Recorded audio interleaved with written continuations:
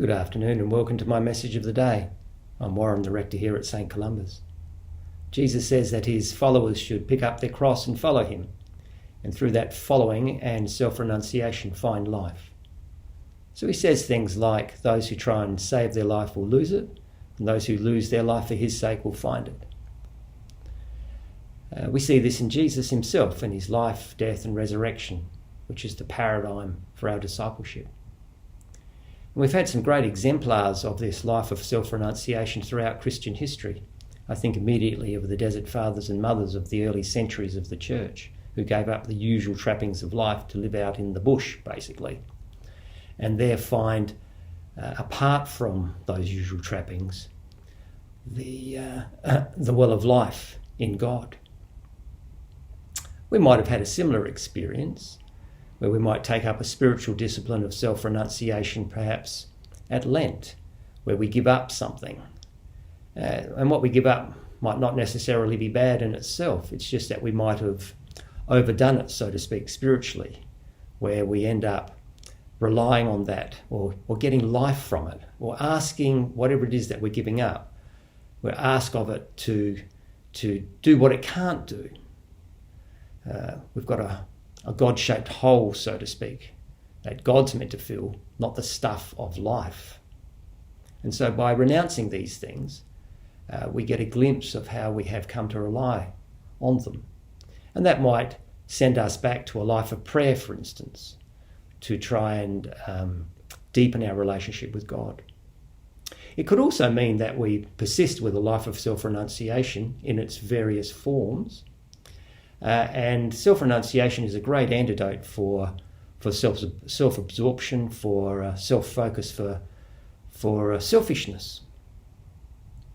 And that's part of our life as Christians, self-renunciation.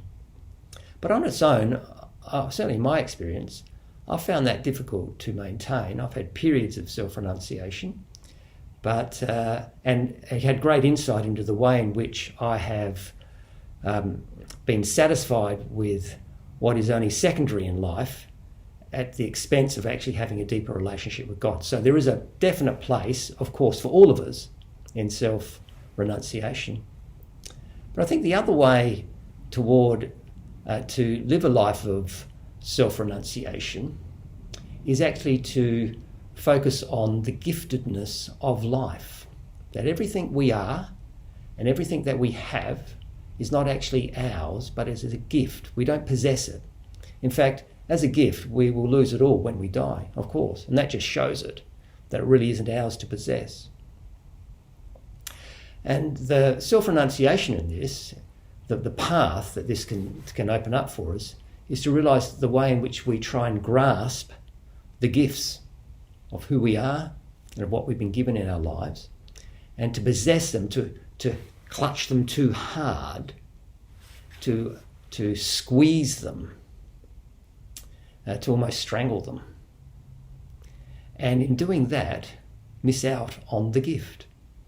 Now, it probably doesn't feel that way. It feels like if I can just squeeze a little bit more, I'll get sort of like the orange when you squill it. You want a little bit squeeze it. You want a little bit more juice out of it, so you squeeze it harder. It's not a great metaphor for this, because the more we squeeze, at some point we get to the stage where, in actual fact, it won't be a gift anymore, and it won't give us joy. We'll get caught up in squeezing it, and rather than actually just enjoying it. So another way to self-renunciation, other than just giving up stuff, is actually to let who we are and what we have be gift, to just accept it, to carry it lightly, to enjoy it, because in actual fact, to accept the giftedness of who we are and what we have in life is the key to joy. Those who grasp, in my experience of when I have tried to grasp, it's harder to enjoy, and it's more superficial. It doesn't last as long. The deep joy of life comes from living out the giftedness of life. I'll be talking more about this in the months to come, but that's a little starter on the idea of self-renunciation, yes, but also to link that to accepting life as a gift and everything that we have, rather than trying to possess it or squeeze the life out of it. Thanks for joining me. Bye-bye.